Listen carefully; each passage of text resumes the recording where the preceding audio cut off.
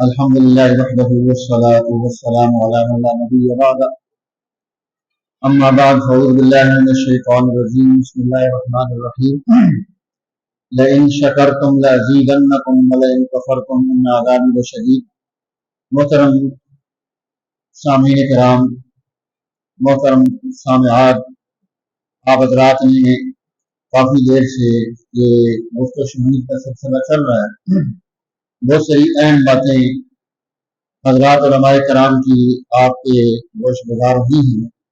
یہ اللہ تعالیٰ کی طرف سے بڑا انعام ہوتا ہے کہ کسی محفل میں اولیاء اللہ کا آنا، علماء ربانیین کا آنا، نیک لوگوں کا جمع ہونا، اچھی گفتگو ہو جانا، سن لینا، اور یہ سب کچھ اس لیے ہو رہا ہے کہ اس کے پیچھے سالہ سال کی صدیوں کی محنت ہے. اس محنت کا نتیجہ ہے کہ اللہ تعالیٰ نے ہم سب کو یہ توفیق عنایت فرمائی ہے. جن جن علاقوں میں یہ ماحول نہیں ہے، میں اتوار والے دن ڈیری ملی گیا تھا تو وہاں ایک ہمارے دوست ہیں عالم دین، وہ سال لگا کر آئے تبلیغی جماعت میں. تو ہم درس کے بعد بیٹھ گئے کہ یہ سال لگا کر آئے ہیں، تو کارگزاری ہم نے کہا سنیں اسے کیا کر کے آئے ہیں، کیا حالات ہیں امت کے، علاقوں کے. تو بڑی حیران کن باتیں انہوں نے بتائی کہ یہ مساجد، یہ علماء، یہ دین کا یہ تعارف جو ہمارے علاقوں میں ہمارے بزرگوں کی محنتوں سے ہے، وہ باہر کے علاقوں میں نہیں ہے، اور وہاں پر بڑی پریشانیاں ہیں اور دین سکھانے والا، سمجھانے والا کوئی نہیں. اس لیے ہمیں قدر کرنی چاہیے اپنے اہل العلم کی کہ جن کی برکت سے آج ہماری نسلیں وہ دین سیکھ رہی ہیں. الحمدللہ دین کا یہ تعارف یہ بڑا ضروری ہے. میں عشاء کی نماز کے بعد ادارہ تعلیمات شریعہ میں ترجمہ دراسات کی کلاس ہماری ہوتی ہے. ماشاءاللہ محلے کے، علاقے کے بزرگ لوگ، ذوقین لوگ، نوجوان لوگ وہ دین سیکھ رہے ہیں. 15-16 سپارے ہمارے ہو گئے ہیں. تو ہفتے میں ایک دن ہماری کلاس ہوتی ہے فقہ کی، جمعرات والے دن. تو اس میں گفتگو ہماری چل رہی تھی کہ یہ دین کے نماز کے جو واجبات ہیں، نمازوں کے اندر جو واجبات آتے ہیں وہ کتنے ہیں.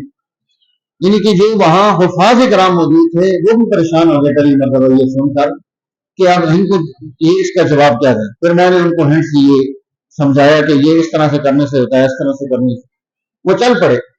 تو یہ جو ہے الحمدللہ پھر انہوں نے کہا جی آپ اگلی جماعت کو بھی ہمیں یہ سکھائیں. پھر اس جماعت کو بھی یہی ہوا. اب انہوں نے کہا اگلی جماعت کو بھی ہمیں یہ سکھائیں، تھوڑے تھوڑے کر کے تاکہ ہمارے ذہن نشین ہو جائیں اور ان کو ہم رٹا لگا لیں، یاد کر لیں.